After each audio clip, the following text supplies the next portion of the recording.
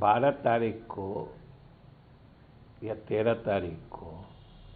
विधानसभा परिसर में ही हमने सभी शिक्षकों से, खास तौर से नियोजित शिक्षकों से, जिनकी सेवा का सरकारीकरण की प्रक्रिया चल रही है, उनसे हमने अनुरोध किया था कि धैर्य रखें और सरकार उनके हितों को और उनके कठिनाइयों का ख्याल रखेगी। और मुझे खुशी है कि कुछ संगठनों ने अपने इस आंदोलन को स्थगित करने का भी फैसला किया है, और यह भी बताते हुए मुझे प्रसन्नता है कि जो उनकी कठिनाइयां थी या जो शिक्षक प्रतिनिधिगण हम लोगों से मिलके शिक्षकों की कठिनाइयों की बात बताई थी, उसमें से मुख्य रूप से जो बात उभर कर आई थी वो सक्षमता परीक्षा ऑनलाइन लिए जाने के संबंध में था। क्योंकि शिक्षक प्रतिनिधियों ने और कुछ शिक्षकों ने व्यक्तिगत रूप से भी मिलके हमें बताया था कि चूंकि बहुत सारे शिक्षक बहुत पहले के नियुक्त हैं, 2006 से नियुक्त हैं, तो उसमें से बहुत सारे शिक्षक ऐसे हैं जिनको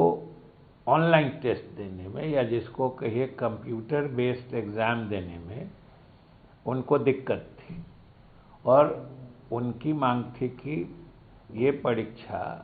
अगर होनी है तो ऑफलाइन लिया जाए, यानी लिखित परीक्षा ली जाए।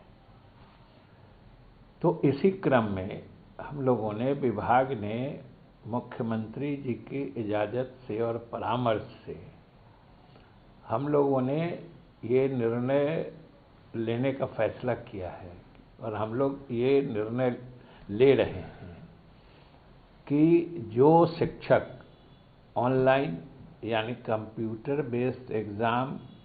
देने में असमर्थ हैं या नहीं देना चाहते हैं, और जिनकी मांग रही है कि परीक्षाएं ऑफलाइन यानी लिखित रूप में ली जाएं, उनकी दिक्कतों का ख्याल करते हुए सरकार ने जो 3 परीक्षाएं अभी ऑनलाइन हो रही हैं, इसके अलावा हम लोग 2 परीक्षाएं ऑफलाइन यानी लिखित परीक्षाएं भी लेंगे। वो भी सक्षमता परीक्षाओं का ही अंश होगा, भाग होगा,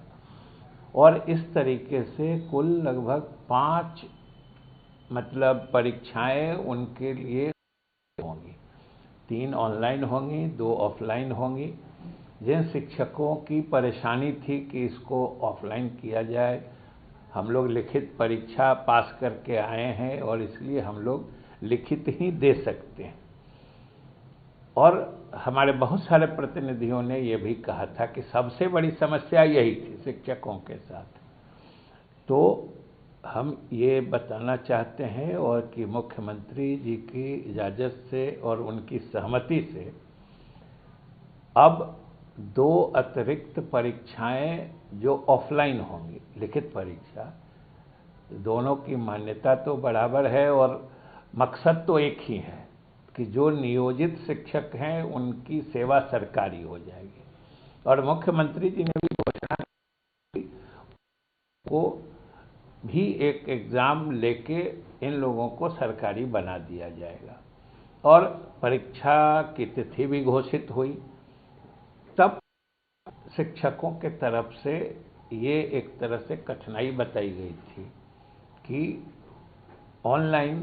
परीक्षा देने में उन्हें दिक्कत थी, तो इसलिए हमें प्रसन्नता है यह बता कि सरकार ने मुख्यमंत्री की सहमति से ये निर्णय लिया है। और दूसरी बात कि हमने उस समय भी शिक्षकों से अपील की थी, कहा था कि शिक्षक धैर्य रखें, अध्यापन कार्य में रुचि लें, हम उनके कठिनाइयों को जरूर देखेंगे। और एक माहौल जो अभी बना है पूरे बिहार में, खास करके ग्रामीण क्षेत्रों में, कि शिक्षा व्यवस्था में विद्यालयों में शिक्षा जो दी जाती थी, पूरे व्यवस्था में सुधार स्पष्ट रूप से दूर गांव देहात तक दिख रहा है। और लोगों में, मतलब बिहार के आम लोगों में,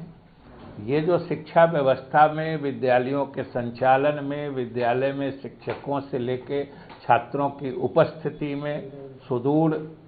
देहाती इलाके में भी जिस ढंग से एक सुधार हुआ है, उसकी सभी लोग सराहना कर रहे हैं। हम शिक्षकों से यही अपील करते हैं कि भाई आप अध्यापन कार्य में रुचि लें, विद्यालयों में शिक्षण का माहौल बेहतर बनाए रखें। आप, जैसा हमने कहा था, हम कोई आपके हितों के विरुद्ध काम नहीं करना चाहते हैं। सरकार का भी एक ही लक्ष्य है, एक ही मकसद है कि यहाँ के बच्चों को, बिहार के बच्चों को हम गुणवत्तापूर्ण शिक्षा दें और हमारे विद्यालय पूर्ण समय के लिए। तो ऐसे ही तमाम खबरों के लिए आप सभी बने रहिए हमारे साथ और देखते रहिए बिहार उज्जवल न्यूज। अब तक हमारे YouTube चैनल को सब्सक्राइब नहीं किया है तो जल्दी से सब्सक्राइब कर लीजिए। फेसबुक पेज को भी फॉलो कीजिए। वीडियो पसंद आए तो खूब लाइक कीजिए, शेयर कीजिए, कमेंट कीजिए। वीडियो देखने के लिए आप सभी का धन्यवाद।